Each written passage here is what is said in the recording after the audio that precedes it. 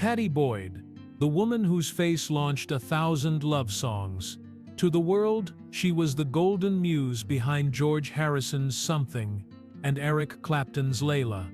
But behind those timeless melodies was a story that tore through friendship, fame, and the fragile boundaries of love. She was the woman who left her husband for his best friend, and for decades no one knew the full truth of what really happened. In the dazzling chaos of the 1960s, Pattie found herself caught between two men whose music would define a generation. George Harrison, the quiet Beatle, loved her with gentleness and devotion. Eric Clapton, his closest friend, burned for her with an intensity that bordered on torment. Their lives intertwined like the chords of a haunting song, beautiful but destined to end in heartbreak. Years later, when Pattie finally spoke, she didn't offer excuses or scandal. She offered truth, the raw human kind that strips away glamour and leaves only emotion.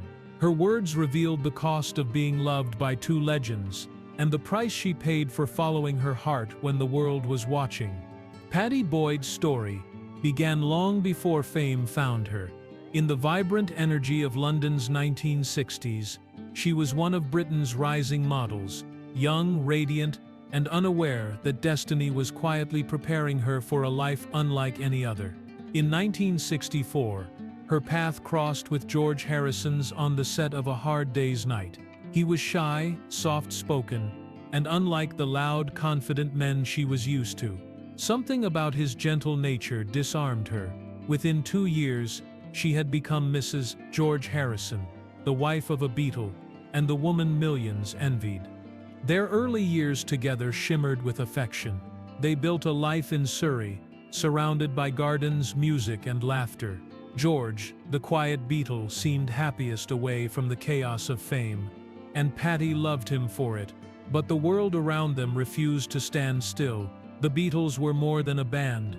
They were a cultural force, and George's role within it demanded more of him than any marriage could endure. The intimacy that once defined them began to fade, replaced by long absences, spiritual searching, and the weight of global attention. George was drawn to India, to meditation, to the stillness of another world. Pattie admired his devotion, but it left her increasingly isolated. She had given her heart to a man torn between enlightenment and earthly love.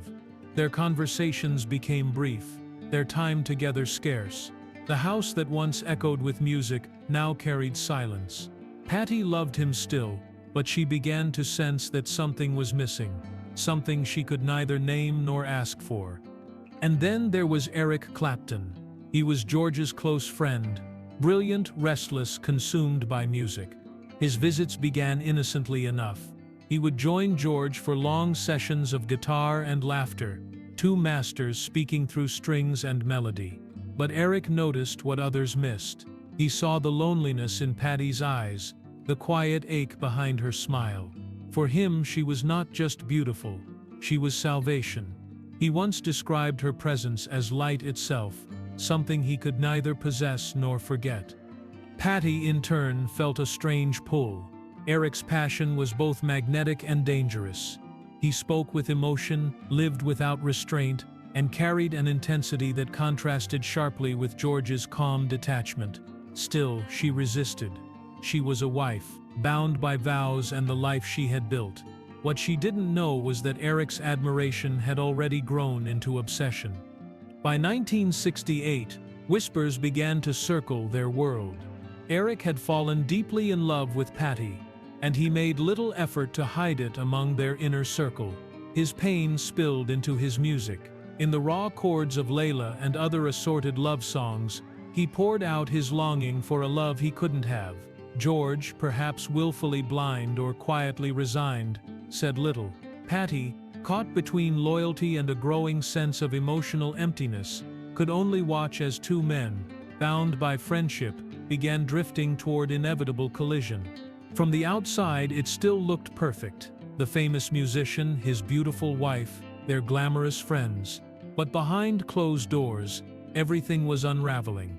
Pattie Boyd, once the symbol of grace and devotion, was becoming the center of a story she never wanted to tell. a story that would redefine love, loyalty, and the cost of being desired by genius. By the turn of the 1970s, Eric Clapton's quiet affection for Pattie Boyd had grown into something consuming. What began as admiration had transformed into a tormenting love that bled into every part of his life. He tried to silence it through music, but the feelings only deepened. Every visit to George and Pattie's home became both pleasure and punishment. He was in love with his best friend's wife, and she, though still loyal to George, could no longer ignore the current pulling her in. Eric's turmoil found its voice in his guitar. In 1970, he recorded Layla and other assorted love songs with Derek and the Dominoes. The album became a cry of anguish, a love letter to Pattie written through chords and confession. Layla was more than a song, it was his soul laid bare. When Pattie first heard it, she knew. The message was unmistakable. Every note carried his pain, his longing, his surrender. He had written his heart for her and in doing so, exposed the secret the world had yet to see. George remained unaware, or perhaps unwilling to confront what he sensed. His spiritual journey had taken him far from earthly emotion. While he sought meaning in meditation, Pattie drifted deeper into silence. She had everything the world admired: fame, beauty, comfort, yet she felt unseen, untouched, and achingly lonely. Eric's passion both frightened and fascinated her. He was chaos wrapped in devotion, a man willing to risk everything for a love she wasn't sure she could return. Their connection deepened in stolen glances and hesitant words. One evening, Eric confessed his feelings. He told her he loved her, that he could no longer keep it hidden. Pattie was stunned, torn between loyalty to her husband and compassion for a man unraveling before her. She didn't know then that her silence would only feed his obsession. Unable to bear rejection, Eric withdrew from their world. He turned to heroin, losing himself in addiction and isolation. The man once seen as the greatest guitarist of his generation disappeared from the stage and from public life. For 3 years he lived in the shadows, haunted by the love he couldn't have. Pattie heard the stories, the drugs, the darkness, and felt a heavy guilt settle over her heart. She hadn't chosen him, yet she had changed the course of his life. During those years, her own marriage continued to fray. George's infidelities became harder to ignore, and emotional distance turned to resignation. She was no longer the center of his world, just a familiar presence fading into the background. The woman who once inspired something now lived in quiet heartbreak. When Eric finally re-emerged, sober and searching for redemption, he found Pattie still trapped in the same unhappy marriage. This time he refused to hide his feelings. He confronted George openly, telling him he was in love with Pattie. The honesty stunned everyone. George, calm but wounded, simply said, "Well, I love her too." It was a moment that revealed everything. The love, the loss, and the strange bond between 3 people caught in music and madness. For Pattie, there was no triumph in being desired by 2 men of such brilliance. It was agony disguised as affection. Her life had become a mirror of their emotions, every song, every confession, a reflection of her own confusion. The woman the world envied was now quietly breaking beneath the weight of devotion that felt more like destiny than choice. By the early 1970s, the delicate bond between Pattie Boyd and George Harrison was fading. What once felt unbreakable had become a quiet ache neither could mend. George's devotion to meditation and spiritual study deepened, drawing him further from the shared life they had built. While he sought serenity, Pattie stood at a distance, yearning for the warmth that had once been theirs. Their home at Friar Park no longer felt alive. Friends drifted in and out, guitars hummed softly in hallways, but connection had vanished. George's growing infidelities left her suspended between confusion and resignation. The man she had once followed into fame now seemed unreachable, present in body, but far removed in spirit. When Eric Clapton returned, newly sober but still burdened by longing, the quiet equilibrium shattered. He had survived the darkness of addiction, yet his feelings for Pattie had only grown stronger. At a gathering among friends, he spoke openly, declaring that he loved her. The words hung heavy in the air, shattering the unspoken secret that had haunted them for years. George's response was calm but heavy with pain. "Well, I love her too," he said. In that moment, truth replaced illusion. Two men, bound by art and affection, divided by the same woman. For Pattie, the moment marked an ending she could no longer postpone. The walls of her marriage had already collapsed. She was no longer seen, no longer heard, no longer part of the life she had once helped shape. Leaving was not rebellion, it was survival. When she walked away in 1974, it was with a quiet sorrow, not triumph. She carried memories of devotion and disappointment in equal measure, understanding that sometimes love cannot coexist with peace. Her relationship with Eric began not in passion but in exhaustion. He believed he had finally won the heart he had waited years to claim, but their union was fragile from the start. The years of obsession had left scars, and his sobriety was short-lived. As alcohol replaced heroin, volatility replaced tenderness. The intensity that once felt romantic began to feel suffocating. Pattie found herself trapped once again in a cycle of chaos. A different man, but the same pain. Nights blurred into arguments and apologies. Affection mingled with regret. She had escaped one silence only to face another, this time filled with noise and turmoil. The woman who had inspired two of the greatest love songs ever written was now living inside their consequences. Looking back, she would later describe those years with quiet clarity, not bitterness. She had loved deeply, but she had also lost herself in the process. Both men, brilliant in their own ways, had sought in her what they couldn't find within themselves.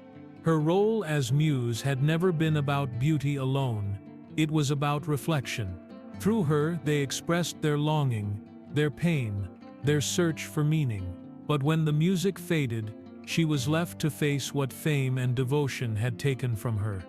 By the end of the decade, Pattie Boyd was no longer the girl who had stood beside George or inspired Eric's greatest confessions. She was a woman learning to exist beyond the gaze of two men who had defined her story.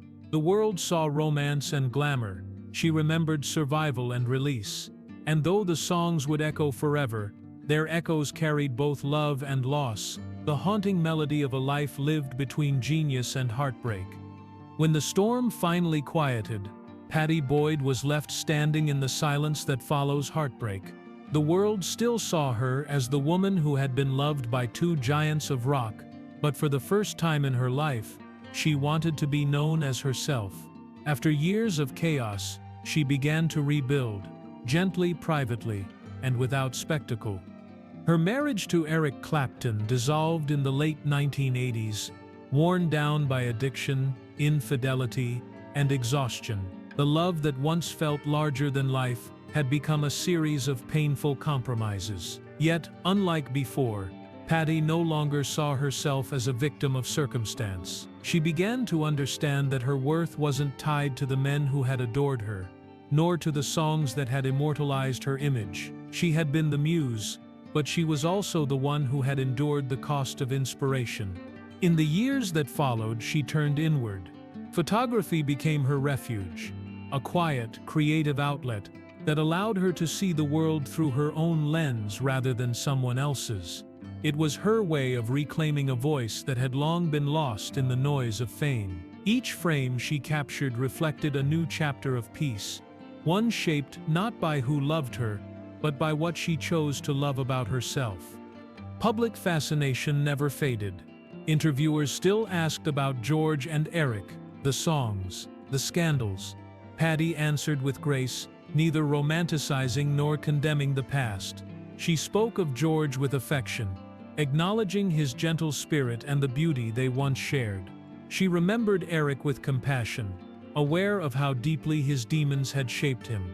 But there was no bitterness in her tone, only understanding. The anger that had once defined her silence had been replaced by acceptance. Her memoir, published in the early 2000s, offered the world a glimpse of the truth she had carried for decades. It wasn't a story of betrayal or blame, but of survival.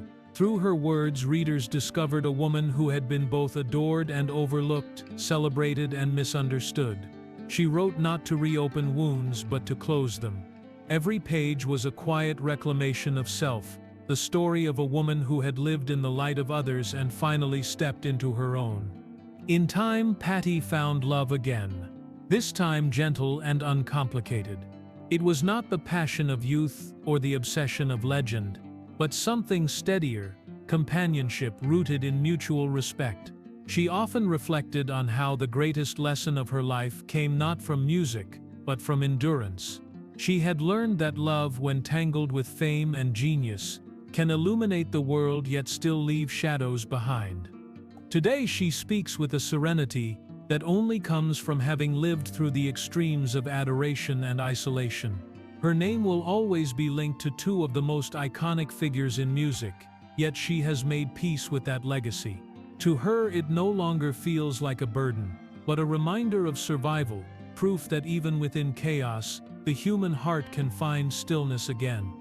What remains is not the scandal or the sorrow, but the quiet strength of a woman who reclaimed her story. Pattie Boyd's truth is not about the men who wrote songs for her, but about the woman who learned to live beyond them. Pattie Boyd's life is more than a story of love and loss. It is a testament to resilience. She inspired songs that would echo through generations. Yet those melodies often hid the private cost of living in the shadows of genius. Behind the glamour and devotion lay a woman navigating loneliness, heartache, and the impossible expectations placed upon her. She endured the intensity of two men who shaped music history, yet she never lost herself entirely. In reclaiming her voice, Pattie discovered a truth far greater than fame or desire. She learned that her worth was never measured by who adored her, but by how she loved herself and the life she chose to lead.